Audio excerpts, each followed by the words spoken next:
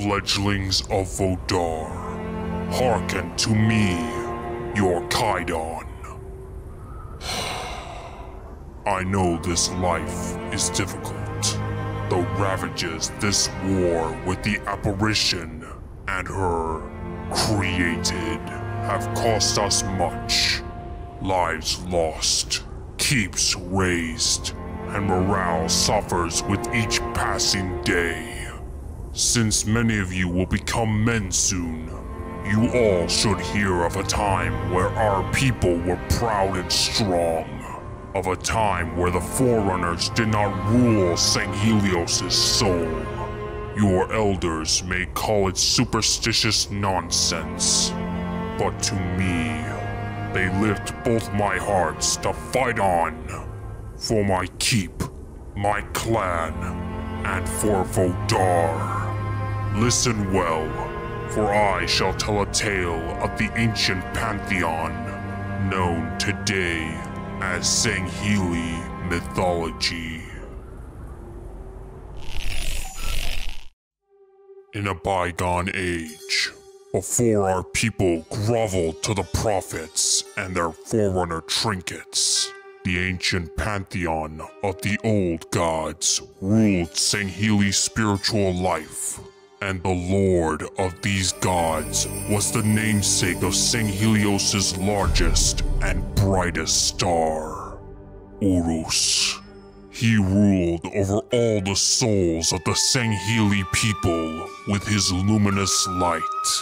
He also sired many demigod war heroes of old, one of which was my ancestor, Vodar, who founded the Vodar clan and gave us a home in this winter kingdom. But you know that all too well. And I am sure you have heard the ballad of DARSAM. What? No? Gods. It seems your uncles have been lazy in teaching you our beloved sagas. Very well, I shall remind you. DARSAM was a great warrior, renowned for his bravery and cunning. In the old mythology, he was said to have been born to a mortal mother, but sired by none other than Urus himself. In those days, Sanghelios' seas were vast and mysterious, filled with monstrous beasts who fell upon many Sangheili, and DARSAM gained his fame by slaying many of these creatures, from the ferocious sand dwellers of Elik, the Watcher of the Lonely Harbor, who possessed many mouths, to the 9 serpents of DUR'AT'DUR, whose endless thrashing was thought to cause the deadly currents that plague the island. He fought these terrors, each deadlier than the last, and returned to his keep every time, covered with blood and glory.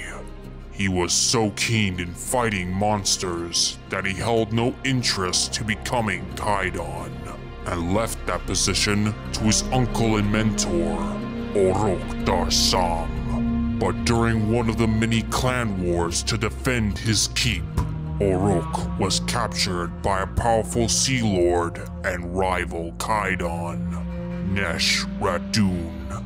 As you know, the capture of a Kaidon of any Sangheili is the ultimate humiliation. To languish in a cell, stripped of armor and unable to die in battle, it is a grave dishonor. But those within a warrior's bloodline who invoke the right of release to free their captured kin would restore their honor and dignity. And Kel dutifully invoked this right once word spread of his uncle's imprisonment. Without a fleet of his own, he sailed to Nesh's keep alone, and in the cover of night, he scaled the walls. After slaying the keep's best swordsman, he freed Orok and they made their escape. But just as freedom was within his grasp. DARSAM was struck down by a spear, buried in his back, and fell to the waves below. Since your elders have neglected to teach you this tale, this ballad has two versions on who threw the spear. One in which Neshradun threw it to keep Orok as his pet. The other tells that Orok threw the spear, feigning his capture as a trap, as he feared his nephew may tire of slaying monsters and claim the title of Kaidon. But to whomever delivered the killing blow, the ending is still the same. As DARSAM fell to his death, he was touched by the first rays of Urus as his father rose above the sea. In that moment, as an act of pride and grief, he transformed Kel into pure light, and thus became the first light of Sanghelios. And to this day, DARSAM is venerated by our people, and his battle poem is remembered to this day, with his very name meaning light.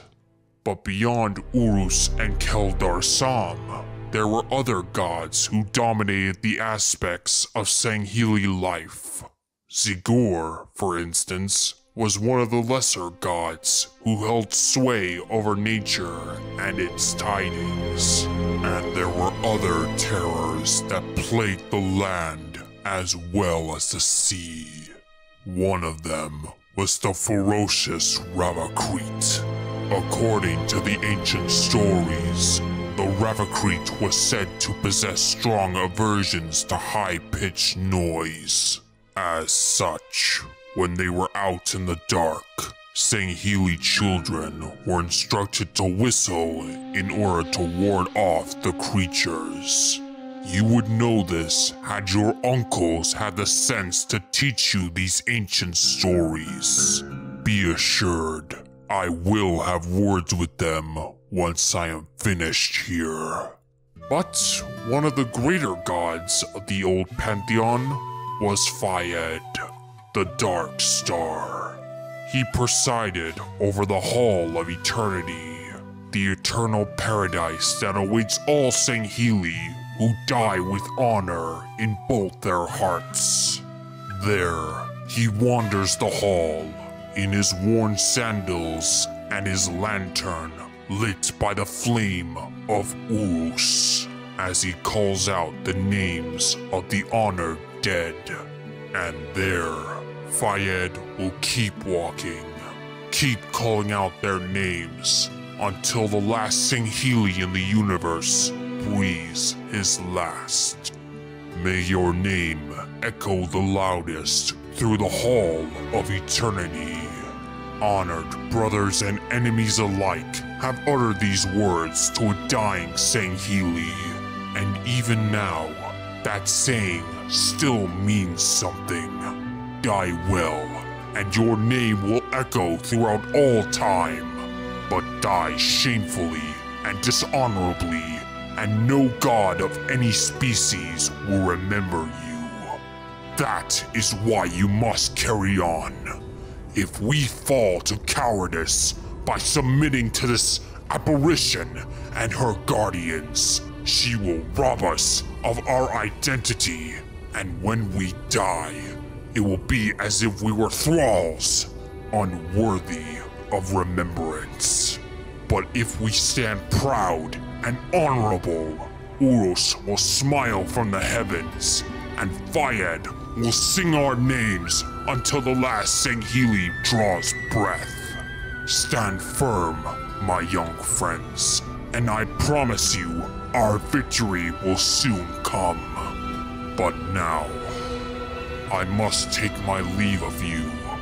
Train hard and fierce, until we meet again in Urus's everlasting light. Nakai Vodar, out.